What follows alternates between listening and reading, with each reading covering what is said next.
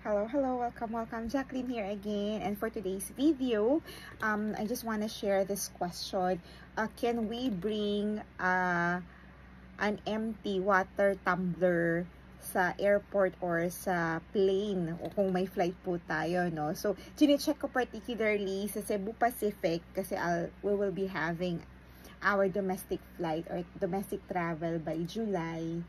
So, if you have any thought or comment, please comment down below. So, sabi dito, yes, you can bring an empty water tumbler as a hand carry on Cebu Pacific flights. It must be empty when you board the plane. So, dapat empty, walang laman.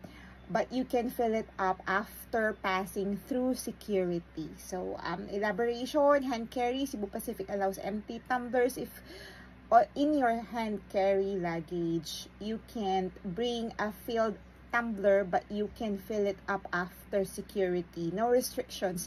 There are no specific size or type restrictions of tumblers in hand carry as long as they are empty. Tapos, fill up after security. Most airports allow you to fill your empty water bottle or tumbler with water after passing the security. So, as long as tapos na kayo magpasa security, it should be alright. So, let's go to, I am checking the TSA for international flights na ma'am. It says here, I am just using Google, so sorry na. But if you have any thoughts, please comment. Yes, you can bring an empty reusable water bottle on the plane.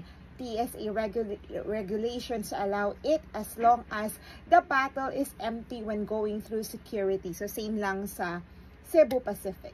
You can then refill it with water after passing through the checkpoint. So, TSA guidelines, the Transportation Security Administration or TSA allows empty reusable water bottles including stainless steel and glass bottles in carry-on bags. So, sa carry-on lang siya.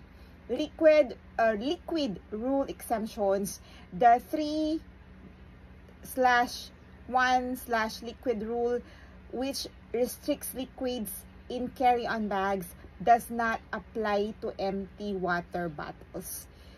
So, medyo mahaba, ano, so you can just check this. So, yes, we can bring tumblers, water tumbler. Problema ko to kasi, uhawin ako. So, I need a tumbler anywhere I go. Maski natulog ako, dapat may water ako. Kasi pag nagigising ako, gusto ko uminom, parang dry na dry yung pakiramdam ko. Gusto ko talaga umitom anytime. Kaya nga, ang dami kong tumblers. So, kasi baon ako ng tubig dito.